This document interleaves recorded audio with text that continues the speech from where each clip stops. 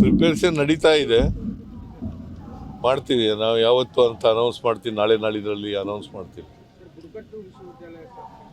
ಯಾವುದು? ಅದೇ ಇವರು ಬೇಡಿಕೆ ಇಟ್ಟಿದ್ದಾರೆ, ಅದನ್ನ ಪರಿಶೀಲನೆ ಮಾಡ್ತೀವಿ.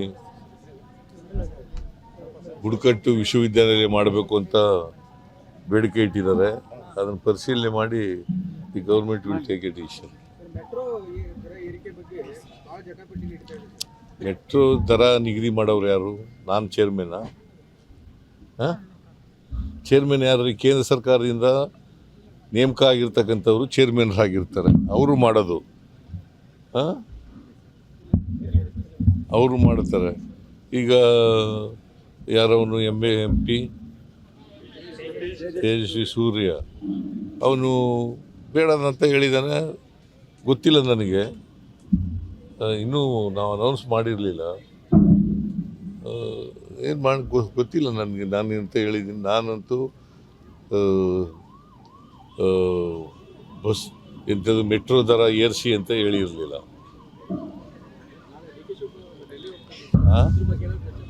ಏನಪ್ಪ ನಂಗೆ ಗೊತ್ತಿಲ್ಲ, ಅವ್ರನ್ನೇ ಕೇಳಪ್ಪ.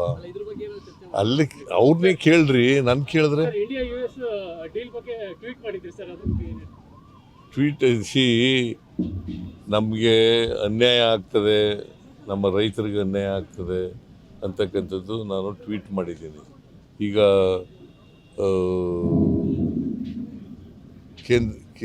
ಅಮೇರಿಕ ಮತ್ತು ನಮ್ಮ ದೇಶ ಮಾಡ್ಕೊಂಡಿದ್ದಾರಲ್ಲ ಅಗ್ರಿಮೆಂಟು, ಅದರಿಂದ ಅನ್ಯಾಯ ಆಗ್ತದೆ ಅಂತ ಹೇಳಿದ್ದೀನಿ ನಾನು. ಈಗ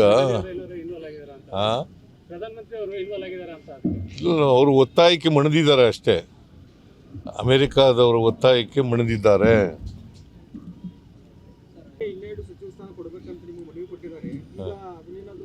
ನಾವು ತೆಗೆದಾಕಿದ್ವು ಅವ್ರಿಗೆ, ನಾವು ತೆಗೆದಾಕಿದ್ವೇನ್ರಿ? ಕಾರಣಾಂತರದಿಂದ ರಾಜೀನಾಮೆ ಕೊಡಬೇಕಂತ ಪರಿಸ್ಥಿತಿ ಬಂತು. ಮಂತ್ರಿಮಂಡಲ ವಿಸ್ತರಣೆ ಮಾಡುವಾಗ ಮಾಡ್ತೀವಿ.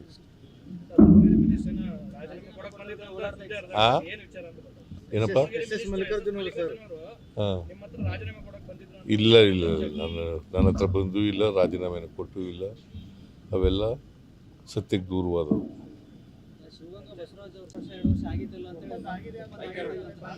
ಹದಿನೈದು ಪುನಃ ಬಂದು ಇದಕ್ಕೆ ಬರೀ ನೀವು ಅವ್ರನ್ನೇ ಕೇಳ್ರಿ, ನಂಗೆ ಗೊತ್ತಿಲ್ಲ. ನಿನ್ನ ಎದುರಿಗಾಗಿತ್ತಪ್ಪ ಅಂತ ಅವ್ರನ್ನೇ ಕೇಳಿ. ಸುಮ್ಮನೆ ಈಗ ಎಲ್ಲ ಸುತ್ತಿ ಬಳಸಿ ಬಂದು ಇಲ್ಲಿಗೆ ಬರೋದು ನೀವು. ಅವರು ಹೇಳ್ತಾರೆ, ಅವ್ರನ್ನೇ ಕೇಳಪ್ಪ ತಮ್ಮ. ಬೇರೆ ವಿಚಾರ ಇದ್ರೆ ಕೇಳಿ. ಪ್ರಿಪರೇಷನ್ ನಡೀತಾ ಇದೆ, ಮಾಡ್ತೀವಿ ನಾವು ಯಾವತ್ತು ಅಂತ ಅನೌನ್ಸ್ ಮಾಡ್ತೀವಿ. ನಾಳೆ ನಾಳಿದ್ರಲ್ಲಿ ಅನೌನ್ಸ್ ಮಾಡ್ತೀವಿ. ಯಾವುದು? ಅದೇ ಇವರು ಬೇಡಿಕೆ ಇಟ್ಟಿದ್ದಾರೆ, ಅದನ್ನ ಪರಿಶೀಲನೆ ಮಾಡ್ತೀವಿ. ಬುಡಕಟ್ಟು ವಿಶ್ವವಿದ್ಯಾಲಯ ಮಾಡಬೇಕು ಅಂತ ಬೇಡಿಕೆ ಇಟ್ಟಿದ್ದಾರೆ, ಅದನ್ನು ಪರಿಶೀಲನೆ ಮಾಡಿ the government will take A decision. Metro ದರ ನಿಗದಿ ಮಾಡೋರು ಯಾರು? ನಾನು ಚೇರ್ಮನ್. ಚೇರ್ಮನ್ ಯಾರು? ಕೇಂದ್ರ ಸರ್ಕಾರದಿಂದ ನೇಮಕ ಆಗಿರ್ತಕ್ಕಂಥವ್ರು ಚೇರ್ಮನ್ರಾಗಿರ್ತಾರೆ, ಅವರು ಮಾಡೋದು. ಅವರು ಮಾಡ್ತಾರೆ. ಈಗ ಯಾರವನು MP ತೇಜಸ್ವಿ ಸೂರ್ಯ, ಅವನು ಬೇಡದಂತ ಹೇಳಿದ್ದಾನೆ. ಗೊತ್ತಿಲ್ಲ ನನಗೆ, ಇನ್ನೂ ನಾವು ಅನೌನ್ಸ್ ಮಾಡಿರಲಿಲ್ಲ. ಏನು ಮಾಡಿ ಗೊತ್ತಿಲ್ಲ ನನಗೆ, ನಾನು ಅಂತ ಹೇಳಿದ್ದೀನಿ. ನಾನಂತೂ ಬಸ್ ಎಂಥದ್ದು ಮೆಟ್ರೋ ದರ ಏರಿಸಿ ಅಂತ ಹೇಳಿರಲಿಲ್ಲ.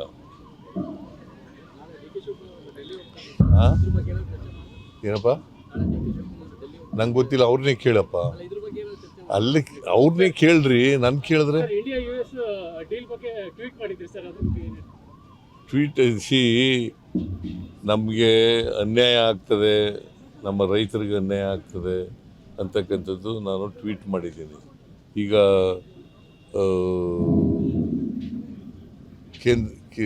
ಅಮೇರಿಕ ಮತ್ತು ನಮ್ಮ ದೇಶ ಮಾಡ್ಕೊಂಡಿದ್ದಾರಲ್ಲ ಅಗ್ರಿಮೆಂಟು, ಅದರಿಂದ ಅನ್ಯಾಯ ಆಗ್ತದೆ ಅಂತ ಹೇಳಿದ್ದೀನಿ ನಾನು. ಯಾವ ರೀತಿ ಅನ್ಯಾಯ ಆಗುತ್ತೆ ಸರ್ ಕರ್ನಾಟಕಕ್ಕೆ ಮತ್ತು ಇಂಡಿಯಾಕ್ಕೆ? ಈಗ ಇನ್ವಾಲ್ವ್ ಆಗಿದಾರ ಅಂತ ಹಾಂ, ಪ್ರಧಾನಮಂತ್ರಿ ಅವರು ಇನ್ವಾಲ್ವ್ ಆಗಿದಾರ ಅಂತ ಅವರು ಒತ್ತಾಯಕ್ಕೆ ಮಣಿದಿದ್ದಾರೆ ಅಷ್ಟೇ. ಅಮೆರಿಕಾದವರು ಒತ್ತಾಯಕ್ಕೆ ಮಣಿದಿದ್ದಾರೆ. ಇನ್ನೆರಡು ಸಚಿವ ಸ್ಥಾನ ಕೊಡಬೇಕಂತ ನಿಮಗೆ ಮನವಿ ಕೊಟ್ಟಿದ್ದಾರೆ. ಈಗ ಅದನ್ನೇನಾದರೂ ನಾವು ತೆಗೆದಾಕಿದ್ವು ಅವ್ರಿಗೆ, ನಾವು ತೆಗೆದಾಕಿದ್ವೇನ್ರಿ? ಹಾಂ, ಕಾರಣಾಂತರದಿಂದ ರಾಜೀನಾಮೆ ಕೊಡಬೇಕಂತ ಪರಿಸ್ಥಿತಿ ಬಂತು. ಮಂತ್ರಿಮಂಡಲ ವಿಸ್ತರಣೆ ಮಾಡುವಾಗ ಮಾಡ್ತೀವಿ. ಹಾಂ, ಏನಪ್ಪ? ಹಾಂ, ಇಲ್ಲ ನನ್ನ ಹತ್ರ ಬಂದೂ ಇಲ್ಲ, ರಾಜೀನಾಮೆನ ಕೊಟ್ಟೂ ಇಲ್ಲ. ಅವೆಲ್ಲ ಸತ್ಯಕ್ಕೆ ದೂರವಾದವು.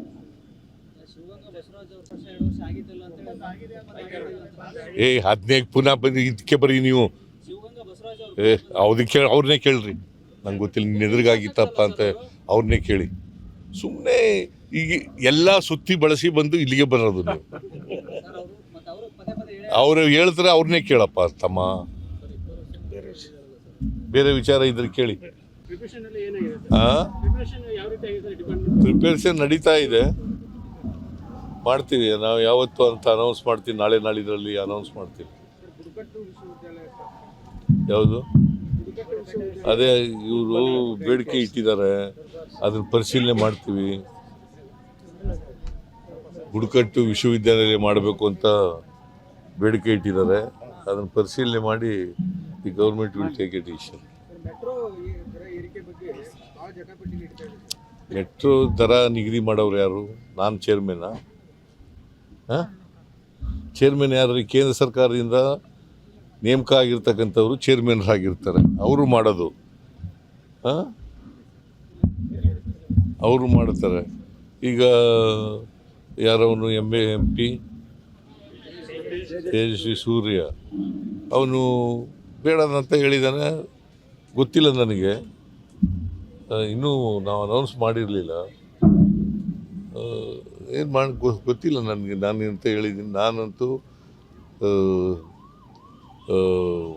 ಬಸ್ ಎಂಥದ್ದು ಮೆಟ್ರೋ ದರ ಏರಿಸಿ ಅಂತ ಹೇಳಿರಲಿಲ್ಲ. ಹಾಂ, ಏನಪ್ಪ? ನಂಗೆ ಗೊತ್ತಿಲ್ಲ, ಅವ್ರನ್ನೇ ಕೇಳಪ್ಪ. ಅಲ್ಲಿ ಅವ್ರನ್ನೇ ಕೇಳ್ರಿ, ನನ್ನ ಕೇಳಿದ್ರೆ ಟ್ವೀಟ್ ನಮಗೆ ಅನ್ಯಾಯ ಆಗ್ತದೆ, ನಮ್ಮ ರೈತರಿಗೆ ಅನ್ಯಾಯ ಆಗ್ತದೆ ಅಂತಕ್ಕಂಥದ್ದು ನಾನು ಟ್ವೀಟ್ ಮಾಡಿದ್ದೀನಿ. ಈಗ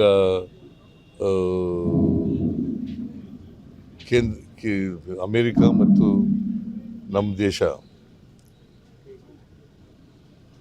ಮಾಡ್ಕೊಂಡಿದ್ದಾರಲ್ಲ ಅಗ್ರಿಮೆಂಟು, ಅದರಿಂದ ಅನ್ಯಾಯ ಆಗ್ತದೆ ಅಂತ ಹೇಳಿದ್ದೀನಿ ನಾನು. ಯಾವ ರೀತಿ ಅನ್ಯಾಯ ಆಗುತ್ತೆ ಕರ್ನಾಟಕಕ್ಕೆ ಮತ್ತು ಇಂಡಿಯಾಕ್ಕೆ?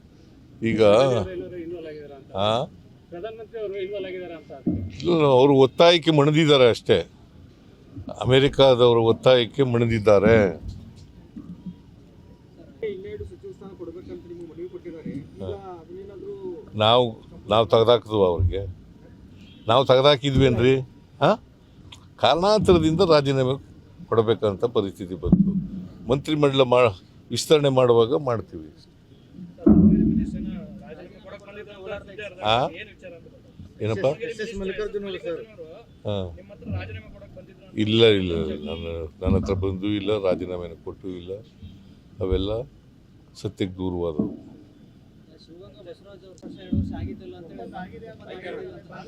15 ಪುನಃ ಬಂದು ಇದಕ್ಕೆ ಬರೀ ನೀವು ಅದಕ್ಕೆ ಅವ್ರನ್ನೇ ಕೇಳ್ರಿ, ನಂಗೆ ಗೊತ್ತಿಲ್ಲ, ನಿನ್ನ ಎದುರಿಗಾಗಿತ್ತಪ್ಪ ಅಂತ ಅವ್ರನ್ನೇ ಕೇಳಿ.